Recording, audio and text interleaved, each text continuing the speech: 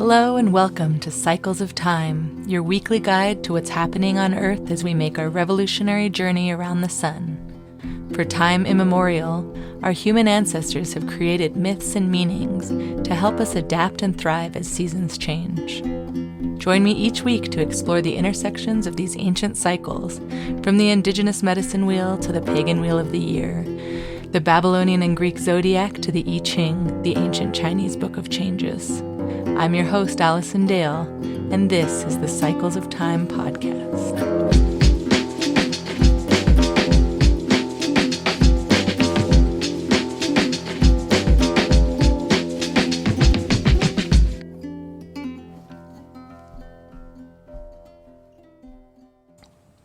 Hey everybody. Welcome to another week in the Cycles of Time. I'm your host, Allison, and I am feeling very relaxed right now. I just recorded a breathwork, revolutionary, cyclical breathwork session, and then re-listened to it after I recorded it, and I definitely feel like I took a muscle relaxant or something. So I'm hoping that it works the same for other people outside of the realm. It's going to be a free breathwork session that Jackson, the producer of the show, is putting some beautiful music to, and that'll be coming out very soon. So I will send information about that as it's released. I'm definitely, the past couple of weeks of Cancer season, have been leaning into my breathwork practice a lot more as I prepare to go to a breath camp in Colorado this week at a hot springs that is a culmination of an 8-month program that I did last year and wasn't able to make the final camp certification. So now I'm having another opportunity to dive back into it, and it's feeling really good. So, breath is so good. How was last week's week of provocation for you and liberation? I feel like I did some fireworks with my daughter. Just decided I have a 5-year-old, and to experience some backyard, small little fountain fireworks would be a fun thing for her. And so, just watching those and feeling the similar energy in the air of this kind of explosiveness and beauty in the release of holding things just seemed like a big theme last week. And I thought a lot about the ties between provocation and that kind of stimulation about something and a feeling of liberation towards not having to hold it together in the way that we often feel like we have to hold together.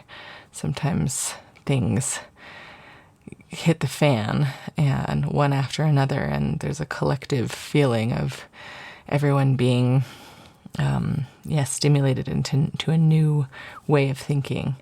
And that just felt like very, very present over the course of last week, for better or for worse.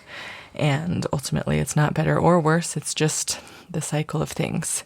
And we have to make do with where we're at and play it as it lies, right? So how did your week show up last week? The gate of provocation, that Cancer new moon on Friday. I'd love to hear in the comments how you're all feeling at this moment in time. And this week, we don't have a whole lot going on. The moon is going to be waxing, from new to full. And we are going to be transiting the sun, transiting through gate 53 in human design in the I Ching, which is known as the gate of beginnings. And so this week's themes are new beginnings and attention to details. Towards the end of the week, we are transiting into the gate of details, which we'll talk about more in the following episode. But those are kind of the two overarching things for these middle of Cancer season, micro seasons, gates. And just to recap, we started Cancer season in earnest with the gate of stillness, which was mountain over mountain. And through that stillness, at least for me, there was, something rose to the surface, feelings of discomfort, feeling big emotions.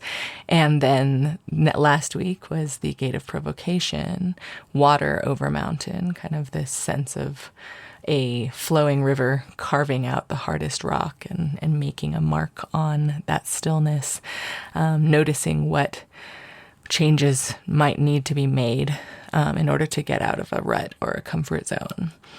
And then, this week we move into wind over mountain, which also has a visual of wood over mountain. And that's about gradual progress and beginning new things with a tenderness and a care to them. So it's interesting. The word tenderness continues to come up. I got, over the years, I've subscribed to dozens of astrology-related newsletters because there's so many brilliant astrologers and thinkers out there in the world. And I was looking through my new moon, my emails, my inbox and Gmail on the day of the new moon last Friday. And I think the word tenderness was in 7 to 10 of the subject lines of these emails about the Cancer new moon. And I think that feels really right. Like the tenderheartedness, the appreciation of the slowness of the season mixed with the intensity of the emotions. And so, jumping right into the gate of beginnings in gate 53, I think that tenderness is about starting something, like planting a seed and knowing that you're going to have to care for it. That although it's naturally going to grow and is naturally abundant, this idea of wind over mountain is that if you plant a seed on a windy mountain, it will be blown away unless you are there to care for it and to tend to it with a heart-centeredness, with a tenderness, with a discipline. And so this gate of beginnings is really about how we build relationships with other people and with the world around us through that tender feeling. So it feels right on cue.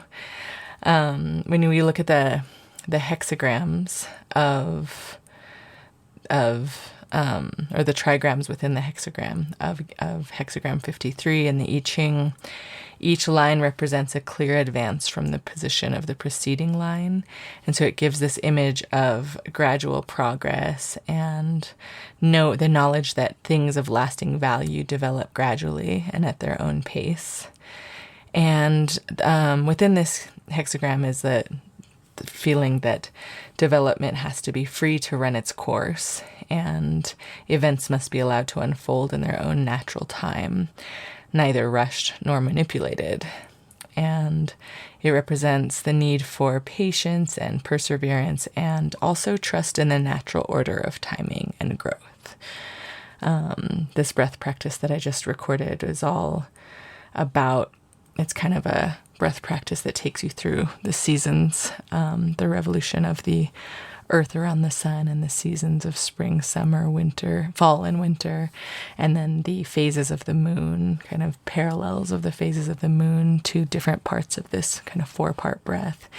And the big emphasis that I'm trying to make in recording this practice is about how you don't want to rush a breath. You don't want to, in this particular fashion, there's lots of different types of breath work, but in this cyclical one that I've been doing a lot in my personal practice, it's about kind of like the ocean tides that are created by the moon.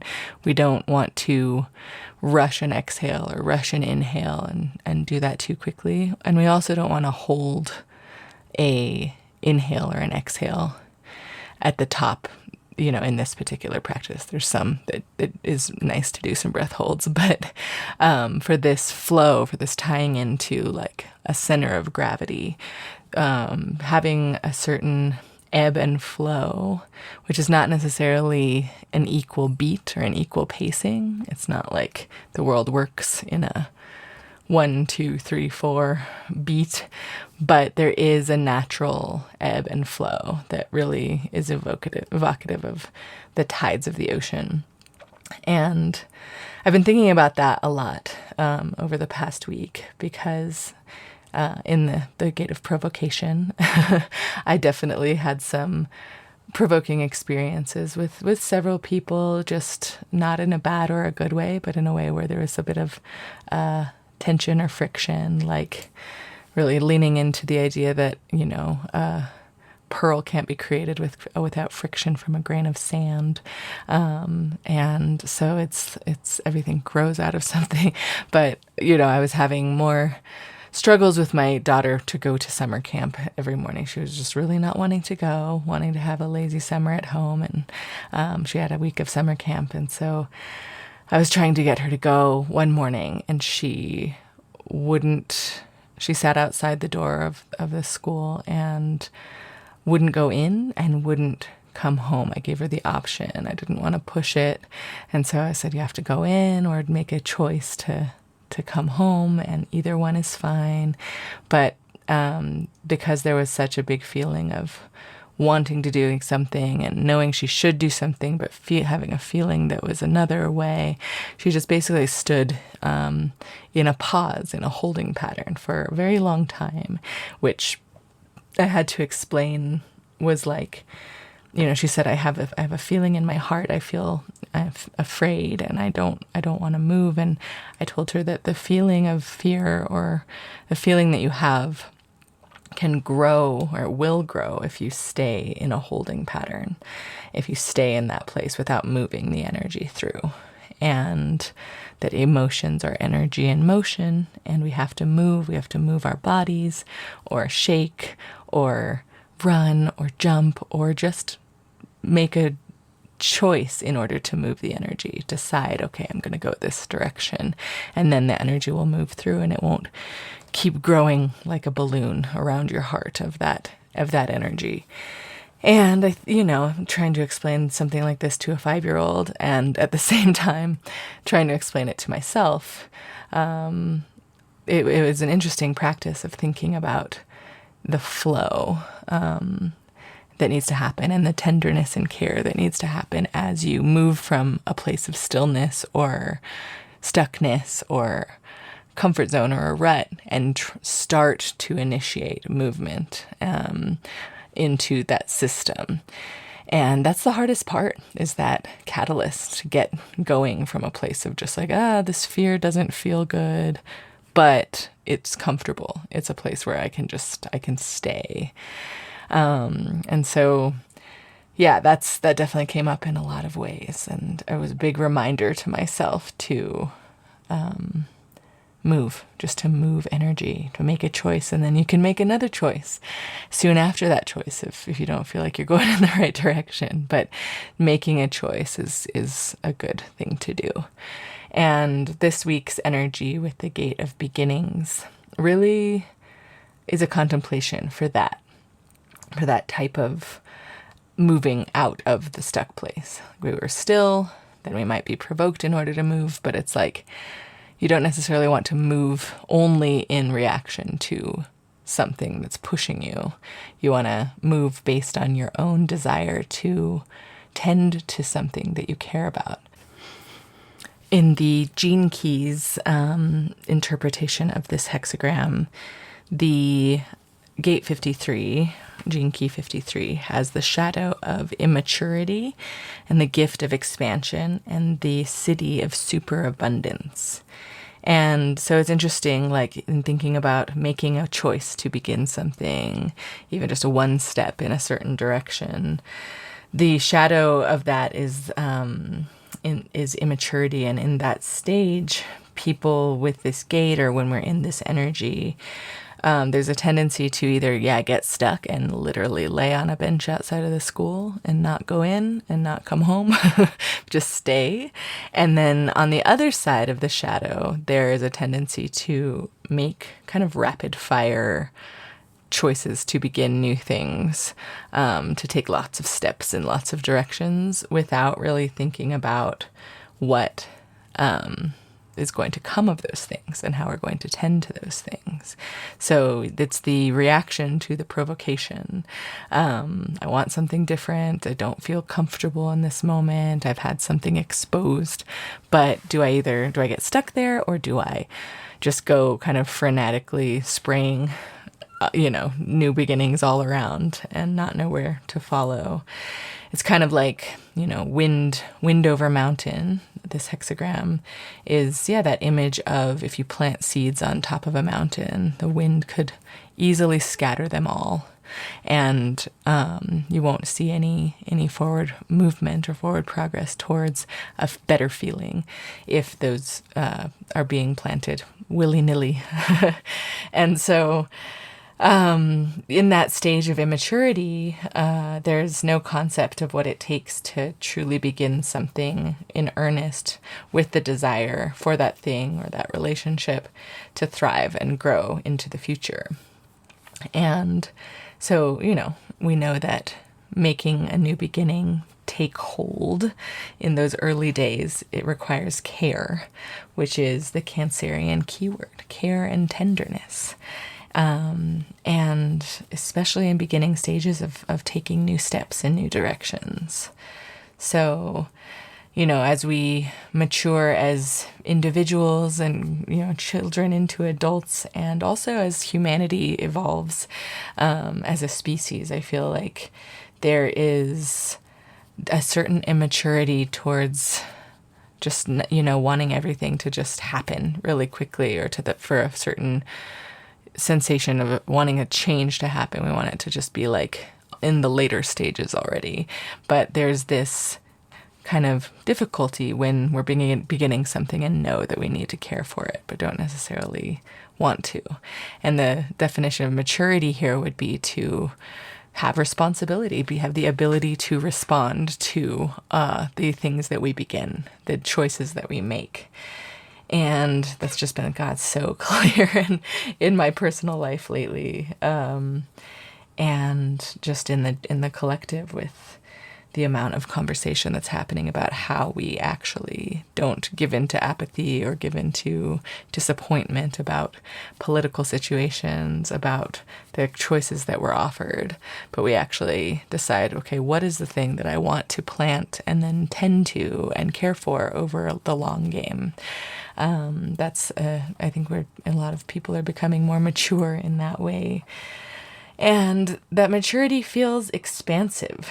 It's just that making that singular decision to take a step in one direction, to go to camp or to come home, to like bond with some people, to start a movement, to join an organization, taking that first step can lead to a feeling of the gift of this Gate 53, which is expansion, where once we make that first step and we plant that seed and know in our hearts that we're going to tend to that seed, and we're not just spraying a bunch of seeds around. If we plant a seed, stay with it on that mountain, then, as Richard Rudd says, expansion comes without effort. It emerges naturally, slowly, quietly. It brings calm rather than excitement. It brings simplicity rather than complexity. It brings perspective rather than ambition. And it all comes through slowing down. So we're still in the season of fire, the season of heat, the season of the crab, and there's a slowness that is still here in the beginnings of things. It's interesting because this idea of expanding into something just because of an intention or because of care at the very beginning of something to make it last, we don't feel the excitement that we might think we'd feel when something starts growing, right? Like you plant a seed, you tend to it, it sprouts up a little sprout, and maybe there's like, oh, cool, I made it happen. But then there's the awareness that, okay, from here on out, I still have to keep watering it. I still have to prune it. I still have to be with it through the long game. And so it's a certain calm, knowing that the plant is also growing on its own. It's not like you are having to make it grow. And so just part of this energy this week is recognizing that within our choices, within our new beginnings, the universe is abundant. The world, the natural world, is naturally abundant, and it's on our side. And so choosing to feed into the energy of abundance leads to this siddhi level in the gene keys of superabundance, of almost transcending beginnings and endings completely, and not looking at planting a seed necessarily as a new beginning, but just a part of the general process, allowing something to flow in the way that it naturally does. And I think that that's just really fascinating. It's about, this gate is all about cycles, and you all know I like cycles. I'm into that kind of thing. And so it's really like thinking about initiation, beginning, but also that is just one speck of the cyclical nature of beginning and completing. Those are ongoing and ever abundant. And so making a choice, taking a step in one direction, doesn't have to feel as scary, because it's just one step. And I think that sometimes we want great leaps a lot more than we want to accept gradual progress. And I think looking at cycles, looking at this cycle of time, I'm isolating each week as a distinct energy. But I also know that all of that's kind of bullshit. All of these micro seasons and all of these zodiacal seasons and planetary alignments, it's all like you can isolate and zoom into one thing. All right, now I could be zooming into the Mars-Uranus conjunction that's going to be happening this week and talking about that energy as the overarching energy of the week. Or I could be talking about Gate of Beginnings, and I could be looking at a number of different things where the moon is in her cycle and pinpointing that and saying this is expanding that into this is everything. This is what it's all about.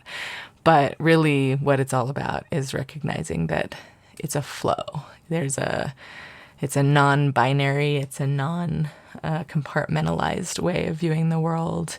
It's a dynamic interaction between elements that's always happening. And so this week is like a moment to pause as we plant a new seed and pause in our tenderness, to just zoom out a bit and be like, whoa, it's that Lauryn Hill song, everything is everything. After winter must come spring, change will come eventually. That's the song for this week for sure. It's a week that's very much about situations evolving and circumstances changing around us, and kind of having to let the process finish. And it's interesting because I've been thinking a lot about the Wu Xing cycle, which is one of the cycles that I have in the diagram for Cycles of Time that you can always look at Cycles of Time Instagram, and it's always in the Substack at astrosomatics.substack.com. I highlight where in the wheel we are. And the Wu Xing cycle, it's interesting because it's combined of these elements of wood, fire, earth, metal, and water. And as opposed to the Western elements of earth, air, fire, and water, the 5 elements of the Wu Xing Chinese cycle they're all physical elements, things that are tangible and things that we can hold and see how they're affecting each other.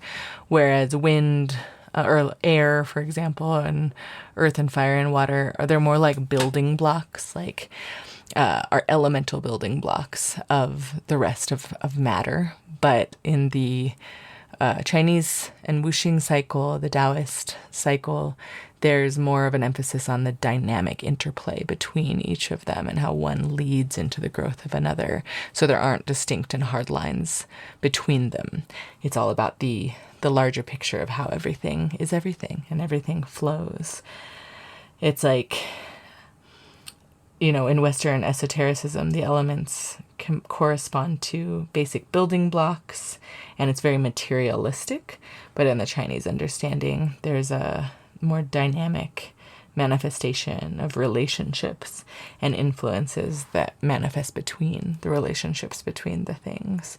So as we think about beginnings and gradual progress, well, it might seem too slow or too boring to a materialist viewpoint, because we almost are conditioned, I think, in the West to believe that things can't change without us making them change. Like it's impossible. We have to have full-on action all the time. We have to be the boss. We have to be the decision maker. We have to be in control. And when I lived in China for a year, that was in my early 20s, so a very impressionable age, but I really was able to notice the distinct difference between that fundamental way of thinking between relational versus material and physical and distinct. And it's subtle, but it's quite a difference.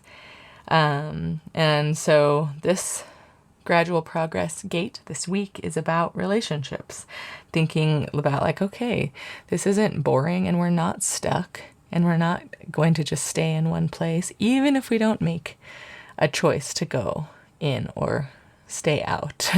Something will happen gradually. There will be something that moves us.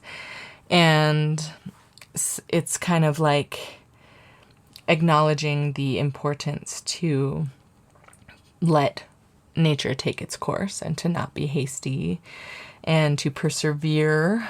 And the perseverance is, it's releasing control, but still having a dedicated tenderness, a dedicated care to the thing we're thinking about, because perseverance alone is what prevents slow progress from dwindling to a standstill or dwindling to nothing. It's like this image of a tree growing on a mountain out of that seed that we didn't let blow away. And that tree is slowly putting down roots and slowly reaching up towards the heavens. And it's happening one step at a time. So, I think that's really all I have to say about this. I've been trying to just contemplate these in my body every week a little bit more. I think when I started this podcast, I was reading a little bit more and being a little bit more academic about it, but it's been really cool to see how now I just let the information flow into me as I listen to various audiobooks and pick up my resources and references around the house, and then just put it down for a minute and let it sit in. Like, what does that mean for me in this moment? How is that showing up? So for you, something to think about this week is what's something you're excited to begin, and that you feel tender about beginning, you feel care about beginning. I think excitement can actually be the wrong word here, because it's not like you don't want that initial excitement and then for it to fall off. This is about beginning something that you're willing to persevere with into the future as slowly as it takes. And what simple step can you take to kick things off? How can you decide to just take one step in one direction without, and knowing that will stop the fear of doing so from growing, lead to an expansion of whatever the thing is or the relationship is. And how can you ensure that the things you're beginning are aligned with your deeper goals and values? Some litmus tests there to know that you can intend to keep caring for it and kind of not give up. So there's a quote by Ludwig Wittgenstein, a philosopher that I like to read, that says, "A man will be imprisoned in a room with a door that is unlocked and opens inwards, as long as it does not occur to him to pull rather than push." So just an interesting way of thinking about it. Like the step forward you have to take doesn't have to feel that hard because we're flowing in different directions. And so with that, I will leave you for your week ahead. Have a beautiful week of new beginnings. I'd love to know if there's anything that you are starting or that you care about starting. It's a beautiful time to do so.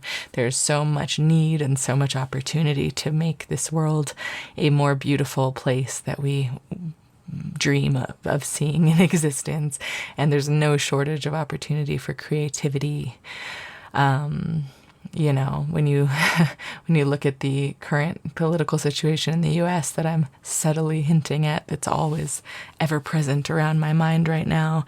I heard one person say on Instagram that, like, if we look at the people who are supposedly our greatest choices of leaders, and we see just how absurd and ridiculous both are in their ability to inspire, right? Beyond fear-driven tactics and beyond competitiveness and combatism.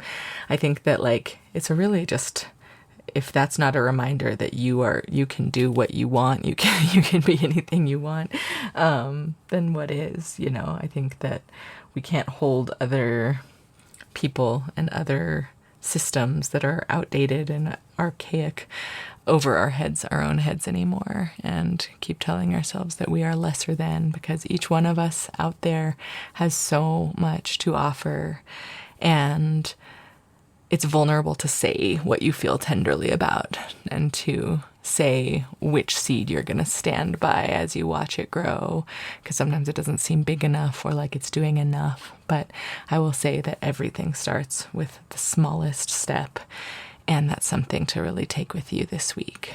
So I'm off to breath camp and going to be just doing a lot of deep breathing in the mountains of Colorado. And next week we will have on the podcast my partner, Jackson Matei, who is the producer of this show and the founder of Spirit River Sound, an audio engineering studio. And he is a triple Cancer stellium who has energies of Venus, Mercury, and the Sun in a few of the gates that we've already talked about in Cancer season. So we're going to dig into that and how those show up in his life. Who and I will probably record it in Colorado somewhere, hopefully by a nice natural river, and just lean into the flow of this week of beginnings. So definitely stay tuned for next week for that conversation. And if you're out there listening and would like to be on the podcast, I'm sticking to the once a month interviews with someone whose birthday ideally is in that month, to show how the sun transit is showing up in their life. So if there's any, Leos or Virgos or Libras out there for the upcoming months, or beyond, and you'd be interested in chatting about these gates and kind of having mini cycles of time reading on the air, I would love to have you. So let me know, send me a message, and I look forward to seeing you all next week, and have a beautiful one. Thanks. Bye.